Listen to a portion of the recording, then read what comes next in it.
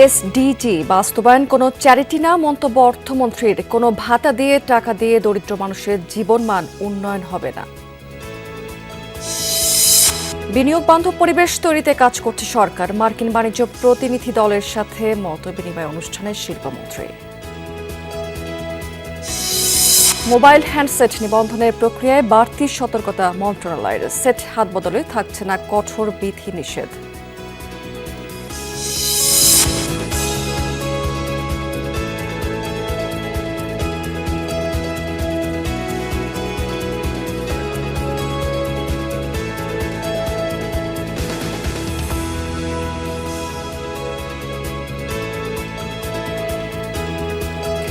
আমন্ত্রণ বিজনেস স্টুডিওতে এতক্ষণ শিরোনাম দেখছিলেন, এবার চলে যাচ্ছি পুরো খবর এবং পুরো সময় জুড়ে আপনাদের সাথে থাকছি আমি রাবিয়া স্মৃতি।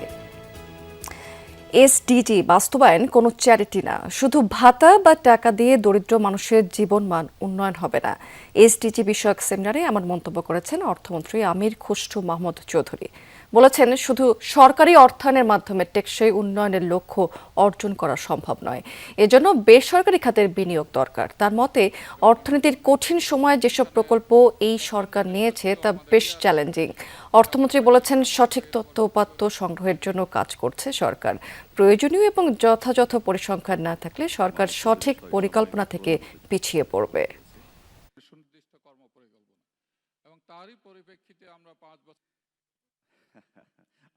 অর্থনৈতিক গণতন্ত্র, রাজনৈতিক গণতন্ত্র তখনই সফল হবে যদি অর্থনীতিকে গণতান্ত্রিক করা যায়। বাংলাদেশের প্রত্যেকটি মানুষ, প্রতিটি নাগরিক এই দেশের অর্থনৈতিক কর্মকাণ্ডে অংশগ্রহণ করার যে অধিকার রাখে সেটাকে বাস্তবায়ন করা। দেশে শুধু আয়ের ক্ষেত্রে নয়, বৈষম্য বেড়েছে ভোগ এবং সম্পদেও। পতিত শেখ হাসিনার আমলে জিডিপির প্রবৃদ্ধি 7% দেখানো হলেও প্রকৃতপক্ষে তা ছিল 4%। এসডিজি বাস্তবায়ন নিয়ে পরিকল্পনা কমিশন এবং নাগরিক প্ল্যাটফর্মের যৌথ প্ল্যানারি সেশনে এই মন্তব্য করেছেন অর্থনীতিবিদ ডক্টর দেবপ্রিয় ভট্টাচার্য। সেশনে পিছিয়ে পড়া জনগোষ্ঠীর ডাটা ফ্রেমওয়ার্ক তৈরি এবং বৈষম্য বিরোধী বিল চূড়ান্ত করার সুপারিশ করা হয়েছে। ডক্টর দেবপ্রিয় ভট্টাচার্য আরও বলেছেন যে আগে জিডিপির প্রবৃদ্ধি 1% বাড়লে ঠিক যে পরিমাণ কর্মসংস্থান হতো এখন তার চেয়ে কম হচ্ছে। কোনো মানুষ দারিদ্র্য থেকে বের হলেও দুদিন বেকার থাকলে সে আবার দরিদ্র হয়ে পড়ছে। সেমিনারে জানানো হয়েছে যে দেশে দারিদ্র্যের হারের ক্ষেত্রে তারতম্য রয়েছে। মাদারীপুরে দারিদ্র্যের হার 54%, যেখানে নোয়াখালীতে এই হার মাত্র 6.1%। জাতীয় পর্যায়ে গড় হার 18.7%। শিশু মৃত্যুর হারের ক্ষেত্রেও একই চিত্র দেখা গেছে। উন্নয়ন মূলত শহর কেন্দ্রিক হয়ে গেছে। সরকারি প্রতিষ্ঠানের দুর্নীতি, দুর্বল তদারকি এবং জবাবদিহির অভাব প্রধান অন্তরায়। সমাজ কল্যাণমন্ত্রী ডক্টর জাহিদ হোসেন জানিয়েছেন যে জনগণকে দেয়া প্রতিশ্রুতি 4 বছরের মধ্যে বাস্তবায়ন করবে সরকার। আমাদেরকে 5 বছরের জন্য ম্যান্ডেট দিছে, we want to finish it by 4 years, so that 1 বছর মানুষ আমাদেরকে অ্যাসেস করবে, দেন 5th ইয়ার আমরা মানুষের কাছে যাব। ইয়েস, আমরা এই কমিট করেছিলাম আপনাদের কাছে before election, this is our performance, now you need to decide. আগে যত দ্রুত 1% প্রবৃদ্ধি করলে যতখানি গরিব মানুষ কমে যেত, এখন তার চেয়ে অনেক কম মানুষ কমে যাচ্ছে। সেহেতু উন্নয়নের প্রবৃদ্ধির যে চরিত্র সেটা নিয়ে প্রশ্ন উঠেছে। $1 ট্রিলিয়ন অর্থনীতিতে প্রবেশ করতে চায় বাংলাদেশ। এর জন্য দরকার বিপুল পরিমাণ বিনিয়োগ। জ্বালানি সহ নানা সংকট দূর করে ঠিক কিভাবে সেই বিনিয়োগ বান্ধব পরিবেশ নিশ্চিত করা যায় তা নিশ্চিতে এই কাজ করছে সরকার। মার্কিন বাণিজ্য প্রতিনিধি দলের সাথে মতবিনিময় অনুষ্ঠানে এমনটাই জানিয়েছেন বাণিজ্য এবং শিল্পমন্ত্রী খন্দকার আব্দুল মোক্তাদির। দুপুরে শিল্প মন্ত্রণালয়ে প্রতিনিধি দলটির সাথে আলোচনা করেছেন তিনি। এই সময় প্রতিনিধি দল বাংলাদেশের ব্যবসার ক্ষেত্রে তাদের চ্যালেঞ্জ এবং প্রত্যাশার কথা তুলে ধরেছেন। বাণিজ্যমন্ত্রী আরও বলেছেন যে সংকট সব দেশেই রয়েছে, তবে ঠিক কিভাবে ব্যবসা করার খরচ আর জটিলতা কমানো যায় সেটি নিশ্চিতে কাজ চলছে। খুব দ্রুত জ্বালানি সংকট মোকাবেলা করা যায় তা নিয়েও ভাবছে সরকার। জানিয়েছেন ট্রেড লাইসেন্সের জন্য আর দাঁড়ে দাঁড়ে দৌড়াতে হবে না, সামনে ডিজিটালি অ্যাপ্লিকেশন করেই নেওয়া যাবে সনদ। অর্থনীতি চাঙা করতে গুরুত্ব দেওয়া হচ্ছে রফতানি খাতে বৈচিত্র্য আনতে। কয়েক মাসের মধ্যেই এর সুফল দেখতে পাবে সবাই।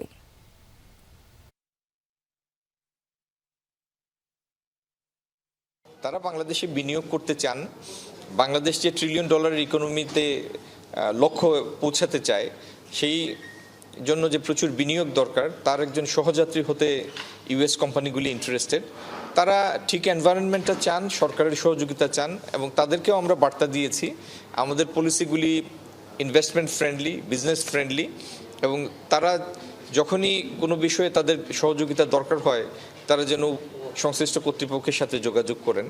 বিনিয়োগের জন্য কাঙ্ক্ষিত এবং অনুকূল পরিবেশ তৈরিতে গুরুত্বের সাথে কাজ করছে সরকার। একই সঙ্গে এলডিসি উত্তরণ পরবর্তী চ্যালেঞ্জ মোকাবেলায় আন্তর্জাতিক বাজারে অবাধ প্রবেশাধিকার নিশ্চিতের উদ্যোগ নেওয়া হচ্ছে, এমনটাই জানিয়েছেন বাণিজ্যমন্ত্রী খন্দকার আব্দুল মোক্তাদির। হালাল পণ্য দিয়ে BIISS এর আয়োজিত অনুষ্ঠানে মন্ত্রী আরও বলেছেন যে ইন্দোনেশিয়া, মালয়েশিয়া সহ 12টি দেশের সাথে মুক্ত বাণিজ্য চুক্তি করতে আলোচনা চলছে। মাসখানেকের মধ্যে ইউরোপীয় ইউনিয়নের সাথে মুক্ত বাণিজ্য চুক্তি নিয়ে আনুষ্ঠানিক আলোচনা শুরু হবে।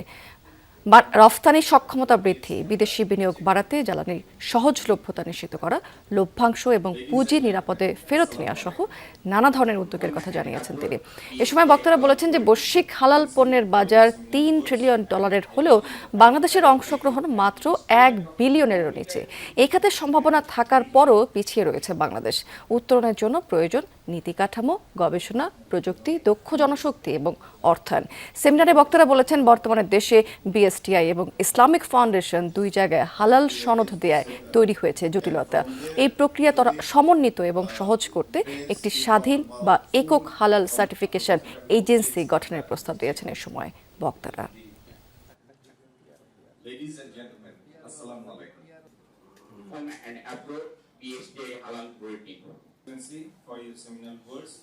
ডোমেস্টিক মার্কেটটাকে হালাল মার্কেটে ধীরে ধীরে কনভার্ট করবেন এবং বাইরের জন্য হালাল মার্কেট খুঁজবেন, মার্কেটটা তৈরি করবেন। তো রপ্তানি করতে হলে আগে রপ্তানি সক্ষমতা দরকার, আর রপ্তানির সক্ষমতা বৃদ্ধির জন্য আপনার দরকার বেশি বেশি বিনিয়োগ, আর সেই বিনিয়োগের জন্য দরকার বিনিয়োগের কাঙ্ক্ষিত পরিবেশ তৈরি করা। সেই কাঙ্ক্ষিত পরিবেশের একটা উপাদান হচ্ছে অর্থ। রাজধানীতে আবারও তীব্র গ্যাস সংকট দেখা দিয়েছে। কোথাও স্টেশন বন্ধ করে রাখা হয়েছে, আবার কোথাও গ্যাসের আশায় যানবাহনের দীর্ঘ সারি দেখা গেছে। একই সময় বাসাবাড়িতেও গ্যাসের চাপ এতটাই কম যে অনেক এলাকাতে চুলা জ্বললেও রান্না করা সম্ভব হচ্ছে না। রাজধানীর মালিবাগ, তেজগাঁও, বাড্ডা, খিলক্ষেত, উত্তরা এবং মিরপুরের বেশ কয়েকটি সিএনজি স্টেশন ঘুরে গ্যাস না থাকার চিত্র দেখা গেছে। কোনো কোনো স্টেশনের সামনে গ্যাস নেই লেখা সাইনবোর্ডও টানানো হয়েছে। ফিলিং স্টেশনের কর্মীরা জানিয়েছেন যে সাধারণত রাত 12টার পর থেকে কিছুটা গ্যাসের সরবরাহ পাওয়া যায়, তবে তখনও পর্যন্ত গ্যাসের চাপ খুব কম থাকে। বুধবার দুপুর পর্যন্ত স্টেশনে গ্যাসের সরবরাহ পাওয়া যায়নি। গেল শুক্রবার বিকেল এবং শনিবার পরিস্থিতি কিছুটা স্বাভাবিক থাকলেও রোববার থেকে আবারও সরবরাহ কমে গেছে। ফলে গ্যাসের জন্য স্টেশনগুলোতে দীর্ঘ সারি তৈরি হচ্ছে।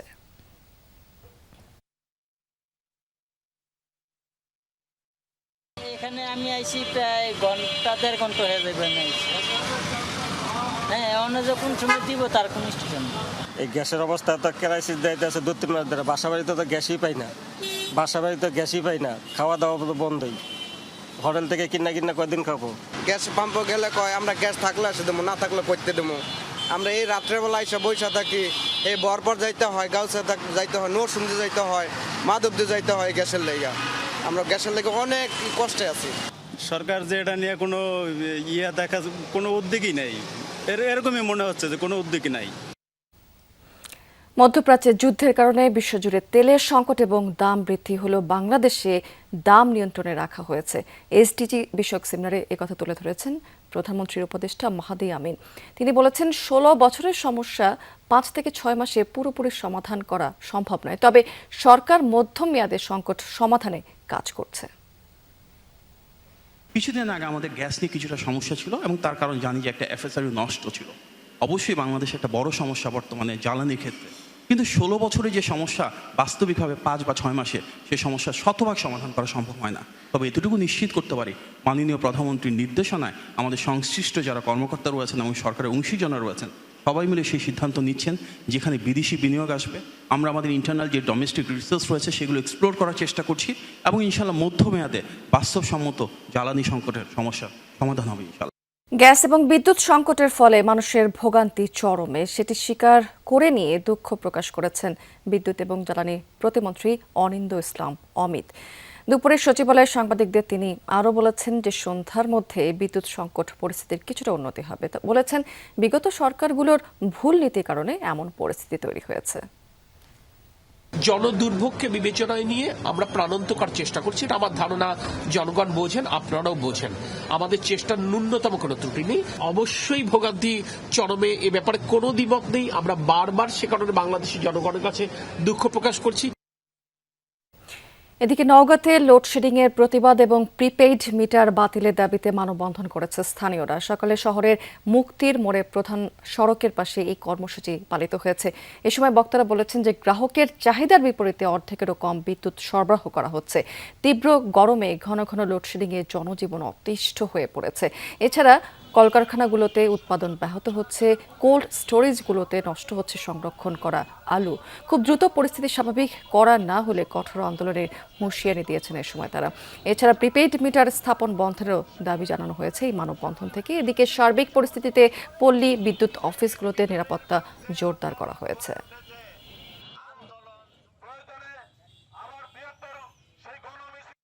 সরকারের কাছে আমরা দাবি রাখতে চাই, আপনি ঘোষণা দিয়েছিলেন যে মিটার চার্জ বন্ধ করতে হবে, সারচার্জ বন্ধ করতে হবে, কিন্তু তারা কার্যক্রম বন্ধ না করে তারা সেই চার্জ কেটেই যাচ্ছে। প্রিপেইড মিটার লাগানো যাবে না। প্রিপেইড মিটার যারা আমদানি করেছে তাদের বিরুদ্ধে তদন্ত করতে হবে। মোবাইল হ্যান্ডসেট নিবন্ধনের প্রক্রিয়া NEIR পদ্ধতি বাস্তবায়নে বাড়তি সতর্কতা অবলম্বন করছে সরকার। গ্রাহক চাহিদা, জাতীয় নিরাপত্তা ইস্যু এবং খুচরা ব্যবসায়ী এবং উৎপাদকদের মতামতকে গুরুত্ব দেওয়া হচ্ছে এক্ষেত্রে। অন্তর্বর্তী সরকারের সময় নেওয়া বিতর্কিত জটিল প্রক্রিয়া বাতিল করা হচ্ছে। সেট হাত বদলে রাখা হচ্ছে না কঠোর কোনো বিধিনিষেধ। বিদেশ থেকে পরিবারের জন্য হ্যান্ডসেট আনার প্রক্রিয়াও সহজ করা হচ্ছে। স্থানীয় মোবাইল হ্যান্ডসেট শিল্পের সুরক্ষা এবং এখাত থেকে রাজস্ব আয় বাড়াতে চায় সরকার। পাশাপাশি জাতীয় নিরাপত্তা নিশ্চিত করার জন্য দ্রুত ন্যাশনাল ইকুইপমেন্ট আইডেন্টিফিকেশন রেজিস্টার বা NEIR চালুর উদ্যোগ নিচ্ছে টেলিযোগাযোগ মন্ত্রণালয়। অন্তর্বর্তী সরকারের সময় নেওয়া বিতর্কিত এবং জটিল বিধিবিধান NEIR পদ্ধতিতে রাখা হচ্ছে না, সেট হাত বদল প্রক্রিয়াকে সহজ করা হচ্ছে, এমনটা জানিয়েছেন প্রধানমন্ত্রীর টেলিকম এবং তথ্য প্রযুক্তি বিষয়ক উপদেষ্টা Rehan Asif Asad. It's not about technology, it's not about আপনার মানি। এইটার মানবিক দিক যে এই জিনিসটা আমাদেরকে NEIR ফ্যাসিলিটেট করতে হবে। এখানে কোনো রং ডুইং হচ্ছে না। আমি কিনেছি, আমি কিনে আমার ফ্যামিলির সাথে শেয়ার করছি। So we want to ensure যে আমরা NEIR ইমপ্লিমেন্টেশন যখন করব, কোনো ফ্যামিলি, কোনো বন্ধু বান্ধব, কোনো বাবা মা কিংবা ভাই বোন, এই ট্রান্সফারগুলোতে যেন কোনো প্রবলেম না হয়। NEIR চালুর আগে সচল থাকা কোনো হ্যান্ডসেট বন্ধ করা হচ্ছে না, তবে চালুর পর এই পদ্ধতির মাধ্যমে শুল্ক ফাঁকি দেয়া, ক্লোন, নকল অথবা যে কোনো ধরনের অবৈধ হ্যান্ডসেট চিহ্নিত করা হবে। তবে কেউ বিদেশ থেকে আসার সময় সেট আনতে চাইলে NEIR এর বিধান মানতে হবে, রেজিস্ট্রি করতে হবে। But we want to make it very seamless. আপনি বাইরে থেকে একটা বৈধ ফোন আনলেন, আপনি NBR এর ট্যাক্স ফ্যাট পলিসি নিয়ে সেটা দেশের মধ্যে আপনি নিজের ইউজ করার জন্য হোক কিংবা আপনার ফ্যামিলির ইউজ করার জন্য হোক, we want to make sure যে ইট ইজ সিমলেসলি রেজিস্টার্ড এবং রেজিস্ট্রেশনের পরে you should be able to use it, যেটা আপনার ইন্টারন্যাশনাল প্র্যাকটিস। গ্রাহকের হ্যান্ডসেট এবং জাতীয় নিরাপত্তা নিশ্চিতের স্বার্থে দ্রুত NEIR এর বাস্তবায়ন চায় মন্ত্রণালয়। এ লক্ষ্যে আগামী মাসে স্থানীয় উৎপাদক, আমদানিকারক এবং খুচরা বিক্রেতা সহ অংশীজনদের মতামত সংগ্রহ করবে নিয়ন্ত্রক সংস্থা। বেসিক NEIR আমাদের দাবি, সেটা কাস্টমার, কারণ ভোক্তারা যাতে এটাতে বুঝতে না পারে যে কি ব্যাকএন্ডে কি আছে, সেটা যে রেজিস্ট্রেশন, ডিরেজিস্ট্রেশন হিউজ একটা নেগেটিভ রিপারকেশন ছিল। তো সেগুলোকে আমরা এলিমিনেট করে যে বেসিক NEIRটা করি, তাহলে আমাদের একটা ধাপ, বড় মাইলস্টোন আমরা অ্যাচিভ করতে পারবো এবং পরবর্তীতে আমরা ফাইন টিউনিং করতে পারবো। স্থানীয় উৎপাদক এবং আমদানিকারকদের তথ্য বলছে দেশে প্রতি বছর হ্যান্ডসেটের চাহিদা প্রায় 3 কোটি। এর মধ্যে 30% হ্যান্ডসেট অবৈধ পথে দেশে ঢুকছে, যার বড় অংশ নকল ও রিফারবিশ সেট। মাসুদুজ্জামান রবিন, যমুনা নিউজ, ঢাকা। শুধুমাত্র রাজধানী নয়, লোডশেডিং এর প্রভাব পড়েছে পটুয়াখালী এবং বরগুনার জেলেদের মধ্যে। মৎস্য বন্দরগুলোতে বিদ্যুৎ না থাকায় চাহিদা মতো বরফ উৎপাদন করতে পারছেন না তারা, যার ফলে ট্রলার নিয়ে সাগরে যেতে পারছে না বেশিরভাগ জেলে। এছাড়া ট্রলারের ইঞ্জিন বিকল হলেও ওয়ার্কশপগুলোতে মিলছে না প্রয়োজনীয় সেবা। খুব দ্রুত এই সংকট নিরসনের আশা করছেন বিদ্যুৎ বিভাগ। এ সময় সাগরে থাকার কথা এসব মাছ ধরার ট্রলারের, অথচ বাধ্য হয়ে ঘাটেই অলস সময় কাটাতে হচ্ছে শত শত মৎস্য শ্রমিকদের। এই চিত্র পটুয়াখালীর আলিপুর ও মহিপুর মৎস্য অবতরণ কেন্দ্রের। ছোট বড় মিলিয়ে এই অঞ্চলে রয়েছে অন্তত 30টি বরফ কল। বছরের অন্যান্য সময়ে কর্মব্যস্ততা থাকলেও লোডশেডিং এর কারণে নেই আগের সেই ব্যস্ততা। গেল 2 সপ্তাহ ধরে ঘন ঘন লোডশেডিংয়ে ব্যাহত হচ্ছে বরফ উৎপাদন, আর তাতেই থমকে আছে জেলেদের সাগর যাত্রা। গাঙে যাইতে পারতেছি না, মাছ ধরা তো বরফ লাগবে, বরফ ছাড়া আমাদের কোনো উপায় নাই। কারণ 1 ঘন্টা থাকলে 4 ঘন্টা থাকে না, লাগাই খাইতে খাইতে আরোদের কাছে আমরা দেনা হয়ে গেছি। সব মিল বন্ধ। আমরা যাই জিজ্ঞেস করলাম, কারেন্ট সমস্যা, কারেন্ট আয় আর যায়। বরফ কলগুলোতে আগে যেখানে 2 থেকে 250 ক্যান পর্যন্ত বরফ উৎপাদন হতো, সেখানে উৎপাদন নেমেছে প্রায় অর্ধেকে। এতে শঙ্কায় ব্যবসায়ীরা। সবাই বরফের উপর নির্ভর করে, কিন্তু আমরা কারেন্টের সমস্যার কারণে বরফ উৎপাদন করতেই পারছি না। এই 2 মৎস্যবন্দর সহ পর্যটন কেন্দ্র কুয়াকাটায় বিদ্যুতের চাহিদা 12 থেকে 13 মেগাওয়াট। তবে এখানেও সরবরাহ নেমেছে অর্ধেকে। এ বিষয়ে ক্যামেরার সামনে কথা বলতে না চাইলেও অডিও বার্তায় খুব শিগগিরই সংকট নিরসনের আশা প্রকাশ করেন পটুয়াখালী পল্লী বিদ্যুৎ সমিতির জেনারেল ম্যানেজার। গণপ্রজাতন্ত্রী বাংলাদেশ সরকার জ্বালানির সংকট দ্রুত সমাধানের জন্য আপ্রাণ চেষ্টা করে যাচ্ছেন, এবং যে সকল পাওয়ার প্ল্যান্টগুলো রক্ষণাবেক্ষণ কাজের জন্য বন্ধ আছে, এই সকল পাওয়ার প্ল্যান্টও দ্রুত উৎপাদনে আবার ফিরে আসবে এই সাময়িক সংকট কিছুদিনের জন্য। লোডশেডিংয়ে ভোগান্তিতে পড়েছে বরগুনার পাথরঘাটার বরফকল কর্তৃপক্ষও। অভিযোগ, দিনের 24 ঘন্টার মধ্যে বিদ্যুৎ পাওয়া যায় মাত্র 6 ঘন্টা। এতে সলিড বরফ তৈরি হয় না। এছাড়া ট্রলারের ইঞ্জিন বিকল হলেও ওয়ার্কশপে মিলছে না প্রয়োজনীয় সেবা। 1 পিস বরফ বানাইতে সময় লাগে একটানা 20 ঘন্টা মেশিন চালানো লাগবে। একটা বরফ কিন্তু আমাকে 80 টাকায়, এখন কেন লাগে 350-400 টাকায়। আমাদের দাবি যে 24 ঘন্টা যাতে এই লাইন দিয়ে কারেন্ট থাকে, বরফ মিল এলাকাটায় কারেন্টটা থাকে। বিদ্যুৎ বিভাগ বলছে সমস্যার সমাধানে মন্ত্রণালয় ও পল্লী বিদ্যুৎ বোর্ডকে এরই মধ্যে জানানো হয়েছে। বিদ্যুৎ উৎপাদন ঘাটতির কারণে আমরা লোডশেডিং করে চালাইতে হচ্ছে আর কি। ঊর্ধ্বতন যারা আমাদের কর্তৃপক্ষ আছে, ওনারা ওয়াকিবহাল আছে এবং ওনাদের পক্ষ থেকে সর্বোচ্চ চেষ্টা করতেছে যে সমস্যা সমাধান করার জন্য। এদিকে বরফ সংকটে প্রতিদিনই জেলেদের মাছ নষ্ট হচ্ছে, বাড়ছে দামও। সাইফ আহমেদ, যমুনা নিউজ।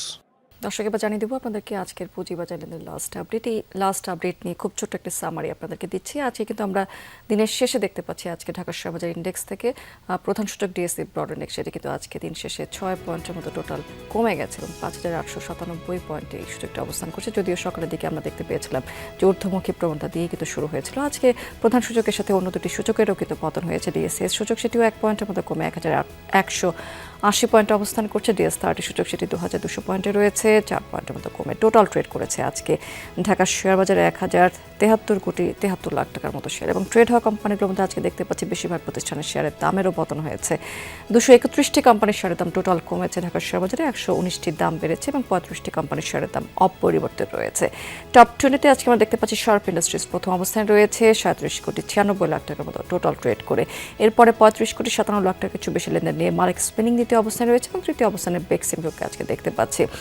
সিএসিতে আজকে কি দেখতে পাচ্ছি, সেখানে যদিও ঊর্ধ্বমুখী প্রবণতা আমরা দেখতে পাচ্ছি সূচকে। সার্বিক সূচক সিএসপি সেটি 37 পয়েন্টের মতো বেড়ে 15,828 পয়েন্টে রয়েছে। টোটাল ট্রেড করেছে 17,99 লাখ টাকার মতো শেয়ার এবং সকাল থেকে 237টি কোম্পানি ট্রেড হয়ে গেছে। এর মধ্যে 114টি দামের পতন হয়েছে, মাত্র 92টি কোম্পানির শেয়ারের দাম বেড়েছে এবং 31টি কোম্পানির শেয়ারের দাম অপরিবর্তিত রয়েছে। দর্শক, এই ছিল আমাদের পুঁজিবাজারের লাস্ট আপডেট।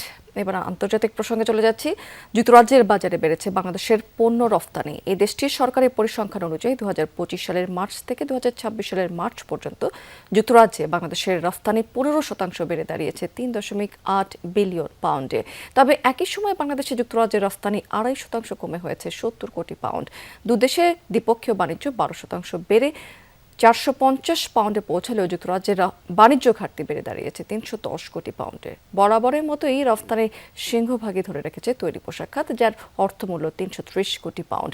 তৈরি পোশাক ছাড়াও টেক্সটাইল, ফেব্রিক্স, প্রক্রিয়াজাত মাছ এবং জুতা রফতানি হয়েছে এই দেশটিতে। অপরদিকে যুক্তরাজ্য থেকে বাংলাদেশে বেশি এসেছে শিল্প কারখানায় ব্যবহৃত যান্ত্রিক বিদ্যুৎ উৎপাদন সরঞ্জাম সহ বৈজ্ঞানিক এবং বৈদ্যুতিক যন্ত্রপাতি। দর্শক, এই ছিল বিজনেস টুডে এখনকার আয়োজনে। এতক্ষণ সঙ্গে থাকার জন্য ধন্যবাদ আপনাদের সবাইকে।